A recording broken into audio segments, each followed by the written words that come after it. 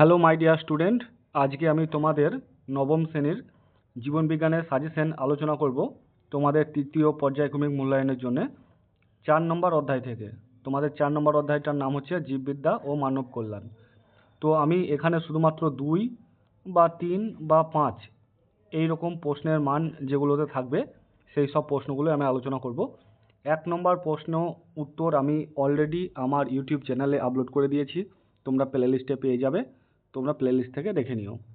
তো আমি তোমাদের জন্য যেগুলো বানিয়েছি সাজেশন, এই সাজেশনটা তোমরা করে যাও, এর বাইরে কিন্তু আসবে না। মানে তোমাদের 2 নম্বর 3 নম্বর 5 নম্বর যাই আসুক এই সাজেশনের মধ্যে থেকে আসবে। দেখো, কয়ের বলেছে প্রতিটি প্রশ্নের মান হচ্ছে 2 বা 3ও থাকতে পারে এগুলো। ইমিউনিটি বা অনাক্রমতা কাকে বলে, অ্যান্টিজেন কাকে বলে, অ্যান্টিবডি কাকে বলে। তারপর নেক্সট দেখো, রোগ কাকে বলে, রোগের 2টি কারণ উল্লেখ করো। তোমরা এগুলো সব তোমাদের টেক্সট বইয়ে পেয়ে যাবে, তোমরা টেক্সট বই থেকে উত্তরগুলো করে নিও।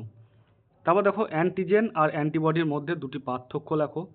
কোষ ভিত্তিক অনাক্রমতা কিভাবে কাজ করে আর রস ভিত্তিক অনাক্রমতা কিভাবে কাজ করে। তারপর দেখো নেক্সট হচ্ছে ভ্যাকসিন বা টিকা কাকে বলে, টিকাকরণ কাকে বলে।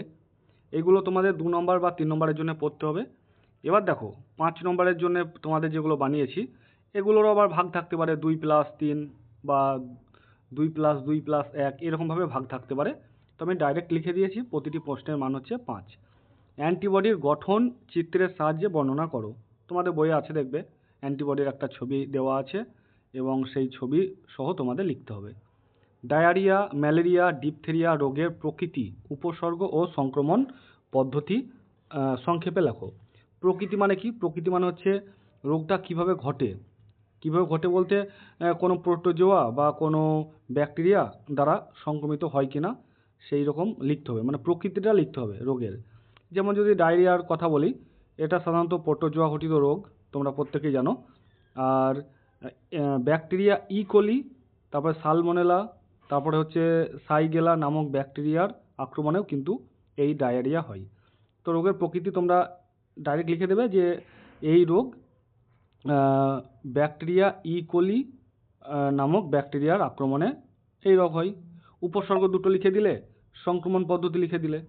আর ম্যালেরিয়ার কথা যদি আমি বলি তাহলে লিখে দেবে ম্যালেরিয়া প্লাজমোডিয়াম ভাইভ্যাক্স নামক আর্দ্রপানি এই রোগ বিস্তার করে। ব্যাস, প্রকৃতিটা হয়ে গেল। উপসর্গ তোমাদের লিখতে হবে। উপসর্গ মানে কি কি লক্ষণ দেখে তুমি বুঝতে পারবে ম্যালেরিয়া হতে পারে। আর সংক্রমণ পদ্ধতি মানে কিভাবে সংক্রমিত হয়। ঠিক আছে? তো ডিপথেরিয়াও দিয়েছি। ডিপথেরিয়া তোমরা জানো যে ডিপথেরিয়ার যে ব্যাকটেরিয়া তার নাম হচ্ছে কোরিনি ব্যাকটেরিয়াম ডিপথেরি। ঠিক আছে? এবার দেখো, যক্ষ্মা ডেঙ্গু রোগের প্রকৃতি, উপসর্গ, সংক্রমণ পদ্ধতি আলোচনা করো। তো ডায়রিয়া, ম্যালেরিয়া, যক্ষ্মা, ডেঙ্গু আর এডস এই 5টার মধ্যে তোমরা পেয়ে যাবে। এছাড়াও তোমাদের বইয়ে দেখবে নিউমোনিয়া, টিটেনাস, তারপরে হেপাটাইটিস এ, হেপাটাইটিস বি এগুলো আছে। এগুলো থেকে তোমরা 1 নম্বরের শুধু ওই রোগের প্রকৃতিটা পড়ে যাবে। ঠিক আছে? তারপরে দেখো নেক্সট হচ্ছে ধৌতকরণ বলতে কি বোঝো, ধৌতকরণের প্রয়োজনীয়তা কি, ধৌতকরণের উপাদানগুলি লেখো। হয়তো ধৌতকরণটা হচ্ছে 1, ধৌতকরণের প্রয়োজনীয়তা 2 আর ধৌতকরণের উপাদান হচ্ছে 2, তাহলে 5 হয়ে যাচ্ছে। রোগ নিরাময়ে ধৌতকরণের ভূমিকা উল্লেখ করো। ঠিক আছে? নেক্সট দেখো, মানব কল্যাণে জীবাণুদের কয়েকটি উল্লেখযোগ্য ভূমিকা লেখো। ঠিক আছে? কয়েকটি উল্লেখযোগ্য ভূমিকা উল্লেখ করো। তারপর দেখো 8 নম্বরটা হচ্ছে অণুজীব সার বা জীবাণু সার বা বায়ো ফার্টিলাইজার কাকে বলে, এদের ভূমিকা উল্লেখ করো। এদের ভূমিকা বলতে তোমাদের বইয়ে দেখবে ব্যাকটেরিয়া আছে, সায়ানো ব্যাকটেরিয়া আছে, মাইক্রোরাইজা আছে, প্রত্যেকটা ভূমিকা লিখতে হবে। আবার এগুলো তোমাদের শুধু 2 করে বাঁচতে পারে, বলতে পারে যে অণুজীব সার হিসাবে সায়ানো ব্যাকটেরিয়ার ভূমিকা উল্লেখ করো, 2 থাকলো হয়তো। বা বলো অণুজীব সার হিসাবে মাইক্রোরাইজার ভূমিকা উল্লেখ করো, এরকমভাবে তোমাদের থাকতে পারে। তাই তোমরা এই আমি একদম উল্লেখ করে দিয়েছি ব্যাকটেরিয়া, সায়ানো ব্যাকটেরিয়া, মাইক্রোরাইজা বলে ব্যাকেটে আমি লিখে দিয়েছি। তো এই ছিল তোমাদের 4 নম্বর অধ্যায়ের সাজেশন।